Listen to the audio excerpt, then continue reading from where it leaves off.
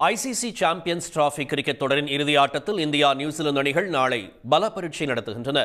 முன்னாள் சாம்பியன்களான இரு அணி வீரர்களும் மீண்டும் கோப்பையை வென்று சாதனை படைக்க முழு உத்வேகத்துடன் ஆயத்தமாகி வருகிறார்கள். பாகிஸ்தான் மற்றும் துபாயில் நடைபெற்று வரும் 9வது ஐசிசி சாம்பியன்ஸ் டிராபி கிரிக்கெட் தொடர் விறுவிறுப்பான இறுதிக் கட்டத்தை நெருங்கியுள்ளது. இந்தியா, பாகிஸ்தான், ஆஸ்திரேலியா, இங்கிலாந்து, தென்னாப்பிரிக்கா, ஆப்கானிஸ்தான், வங்கதேசம் ஆகிய 8 அணிகள் பங்கேற்ற இத்தொடரில் லீக் சுற்று மற்றும் அரையிறுதி ஆட்டங்களில் பெற்ற வெற்றிகளின் அடிப்படையில் இந்தியா, நியூசிலாந்து அணிகள் இறுதிப் போட்டிக்கு முன்னேறியுள்ளன.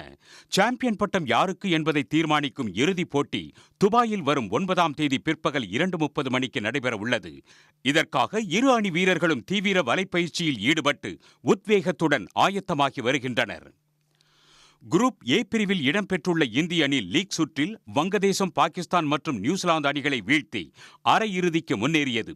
விறுவிறுப்பான அரையிறுதி ஆட்டத்தில் ஆஸ்திரேலியாவை பதம் பார்த்த இந்திய அணி இதுவரை தோல்வியை சந்திக்காமல் கம்பீரமாக இறுதிப் போட்டிக்கு முன்னேறியுள்ளது. குரூப் பி பிரிவில் இடம்பெற்றுள்ள நியூசிலாந்து அணி லீக் சுற்றில் பாகிஸ்தான், வங்கதேசம் அணியை வீழ்த்தியது.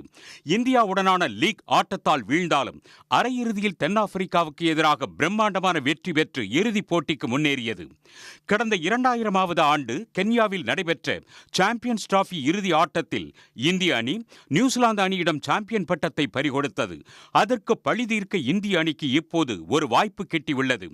நடப்பு சாம்பியன்ஸ் டிராபி கிரிக்கெட் தொடரில் இதுவரை தோல்வியை சந்திக்காத இந்திய அணி அதே உத்வேகத்துடன் இறுதி ஆட்டத்திலும் வெற்றியை வசப்படுத்தி சாம்பியன் கோப்பையை வெல்ல வேண்டும் என்பதே ரசிகர்களின் எதிர்பார்ப்பாக உள்ளது.